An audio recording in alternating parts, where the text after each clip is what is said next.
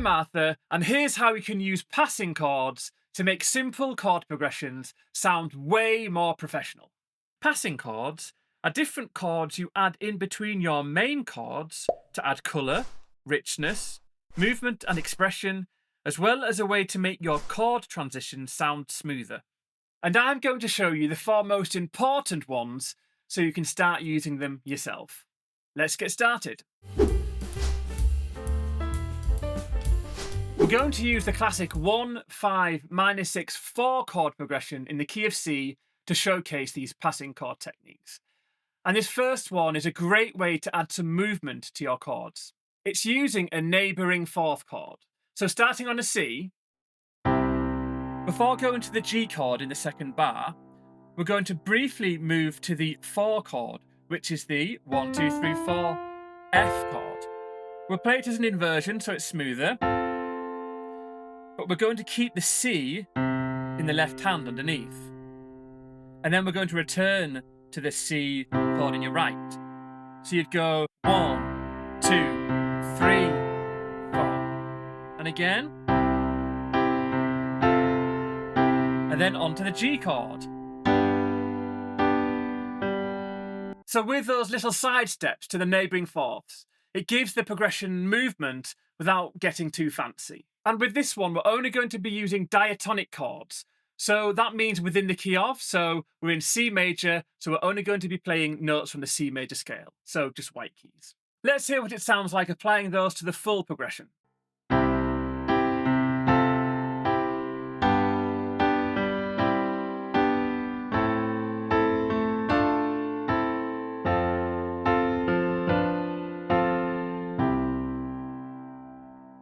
By the way, if you want the lesson resource for this, then you can get it for free from the link in the description below.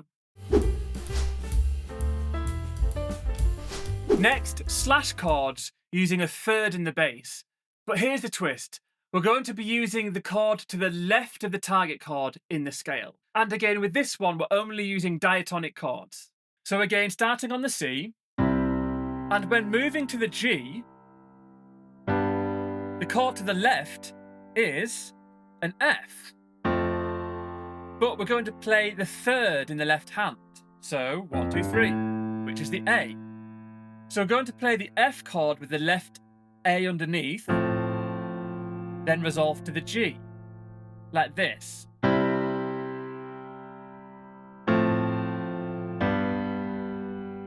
And again with some rhythm.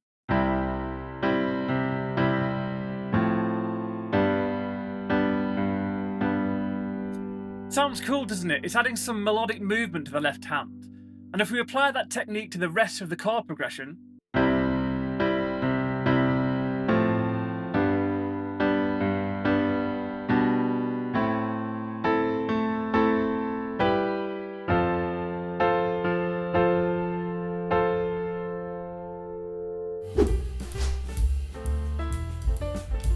now for some chromatic flavour, diminished passing chords. Let's hop in from the second bar, from the G chord to the A minor. But instead of going straight from the G to the A minor, you can move chromatically, meaning a half step or semitone. So a chromatic movement to the A would be either a G sharp to the A or an A sharp to the A. But because we're moving from a G chord, let's move from the G sharp. And I mentioned diminished chord, so we're going to insert a diminished chord on that G sharp. So a diminished chord is a minor triad with a flattened fifth, which takes that D sharp to the D there.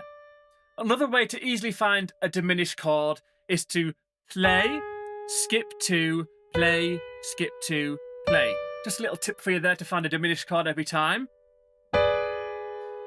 So if we insert that G sharp diminished in between those two chords, that little chromatic step makes the move sound way richer, doesn't it? And over the full progression,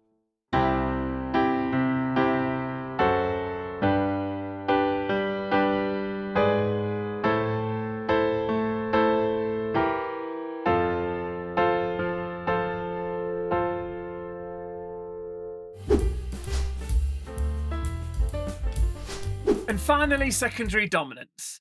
First of all, let me quickly explain what a secondary dominant is, and then we can use them as passing chords. The dominant chord is the fifth chord within the key you are playing in. For example, in C major, the fifth is a G.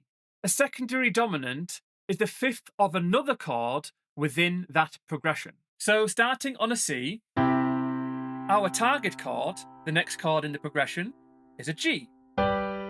So we need to figure out the dominant of G, so the fifth of G.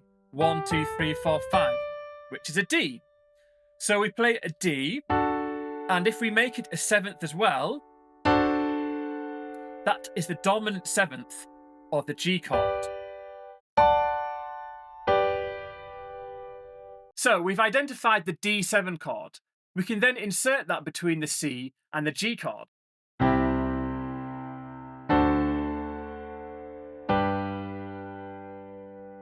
Sounds cool, doesn't it? It's got that kind of gospel vibe.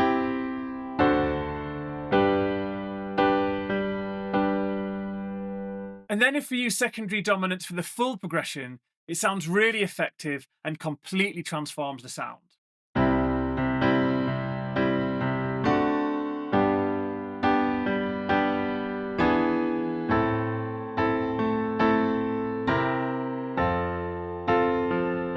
Let's add some arpeggiation as well, shall we?